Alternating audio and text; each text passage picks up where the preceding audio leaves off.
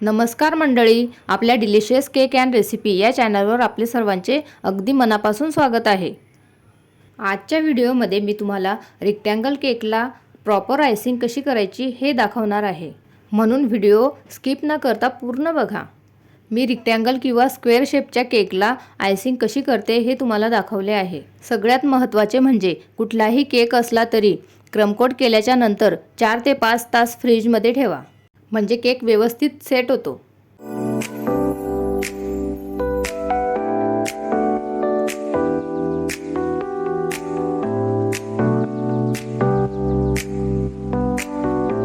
Icing करतेवेळी केकचे crumbs क्रीममध्ये येत नाही आणि केक थंड झालेला असतो, म्हणून केकला क्रीम व्यवस्थित लागते आणि केक व्यवस्थित थंड असल्यामुळे फिनिशिंग करताना किंवा आयसिंग करताना इकडे तिकडे हलत सुद्धा नाही। आयसिंग करण्यासाठी पाइपिंग पॅकच्या सहाय्यानेच केकला क्रीम लावा, म्हणजे केकला सर्व बाजूनी एकसारखी क्रीम लागते, त्यामुळे फिनिशिंग छान होते। मी दाखवल्याप्रमाणे जर तुम्ही आयसिंग केली तर तुमची सुद्धा रेक्टँगल किंवा स्क्वेअर शेप केकची फिनिशिंग खूप छान होईल।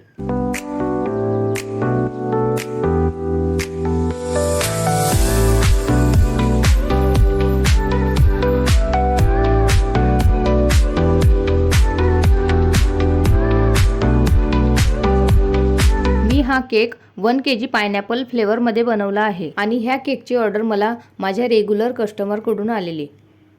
हा केक 1 kg पेक्षा दिसायला मोठा दिसत आहे, कारण मी हा 2 kgच्या रेक्टँगल टीनमध्ये हा केक बेक केला आणि त्याच्या फक्त 2च लेयर्स केल्या, म्हणजे केकची साईज वाढली आणि केकचा फायनल लुक खूपच छान आला।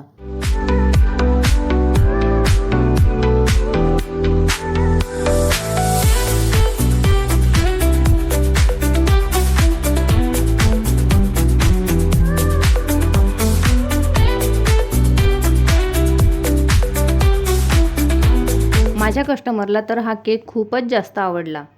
तुम्हाला हा केक कसा वाटला मला नक्की कमेंट करून सांगा आणि व्हिडिओ आवडला असेल तर एक लाईक नक्की करा। तुम्हालाही बेकिंगमध्ये असे काही प्रॉब्लेम्स असतील तर मला नक्की कमेंट करा।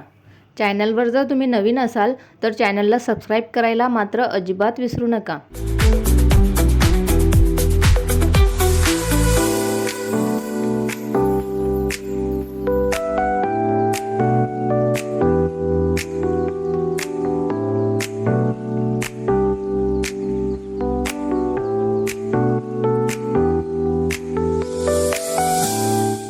पूर्ण बघितल्याबद्दल खरंच खूप मनापासून धन्यवाद। चला तर मग भेटूया परत अशाच नवीन व्हिडिओ सोबत।